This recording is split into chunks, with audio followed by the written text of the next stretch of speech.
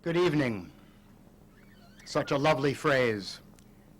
That space of time between day and night, when everything evens out, and when boundaries blur and opposites combine.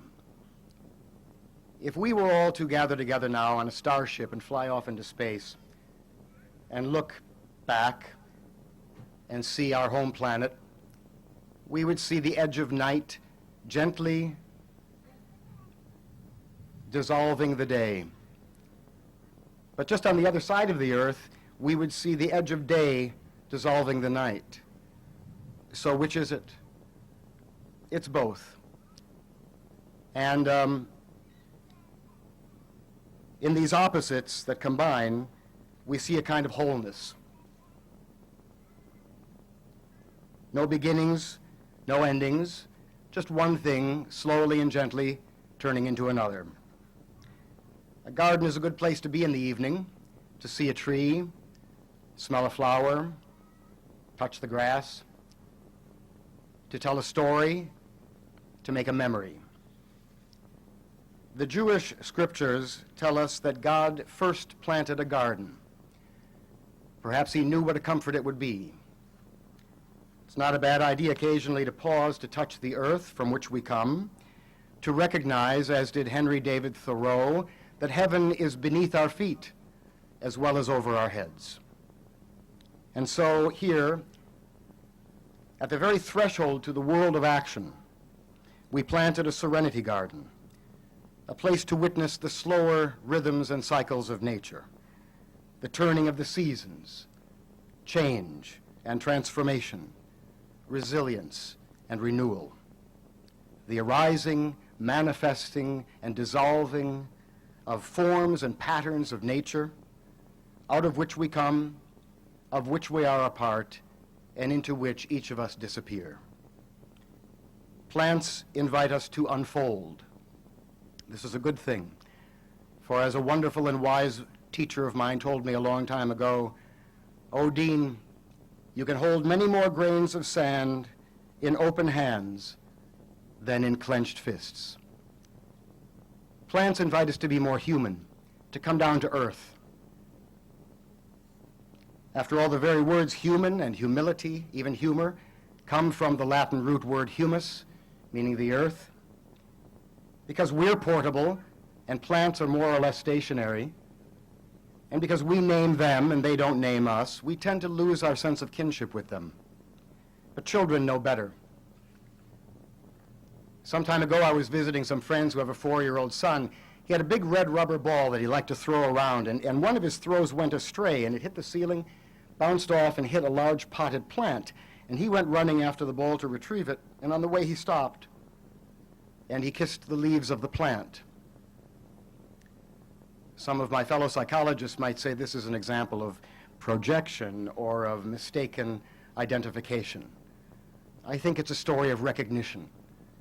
This child recognized something in that plant that he recognizes in himself. He knows that he has feelings, and so therefore the plant must have feelings. And he felt a responsibility to make amends. In this story, we do not see a child's mistake. I think we see the birth of morality. This boy has floodlight attention. He sees the whole picture. In time, he will learn spotlight attention. He'll learn to name all the parts of that plant. He'll learn to discriminate it and distinguish it from all other plants. And after learning all of these important distinctions, he will be no closer to the truth of what he knows intuitively right now. And what he knows right now is what sages and mystics seek for years to discover, and that is the force that animates all life, the healing, restorative energy behind all forms, patterns, and masks.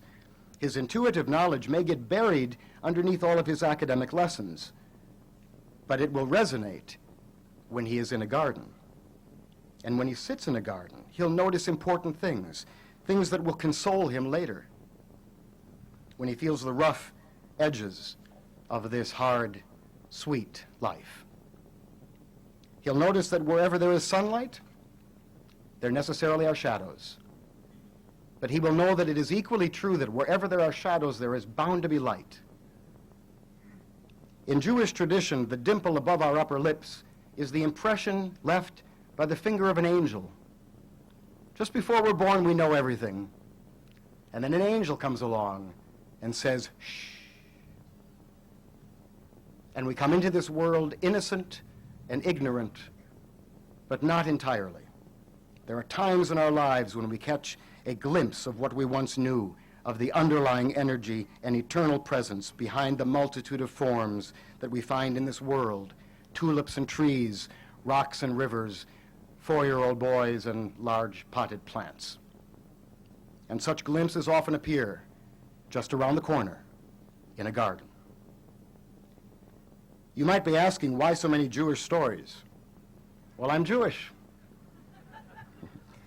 It probably surprised quite a few people way back in the 1950s that Edward Rudoy, a Jewish man, was the chairman of the building committee of the first Oshkosh Young Men's Christian Association. And yet that's one of the wonderful little ironies of living in a small town. In my father's honor, that new facility was named the Oshkosh Community YMCA, to stress the fact that all were welcome. My parents were particularly proud of that, for as with all of their philanthropic activities over the years, the intent has been to benefit the community, and especially the young, and especially their education in body, mind, and spirit. And so when my family and I discussed a tribute to Belle and Edward Rudoy, a garden and an outdoor classroom at the new Y seemed perfect. A garden without fences or walls, a garden where all are welcome, a place for young and old, a place for continuity and change, a place for solitude and community, a place where lessons are learned and memories made. And though it is called a Serenity Garden, a place where we hope that silence and contemplation will give way to an equal measure of laughter and delight. A garden shows how much can happen with a little light, water, soil, attention, cultivation, and care. We hope that others will contribute to what we have begun and make of this garden truly a collective project. Some benches would be nice, maybe a little waterfall, each of which could be placed in honor of someone that you love and care about.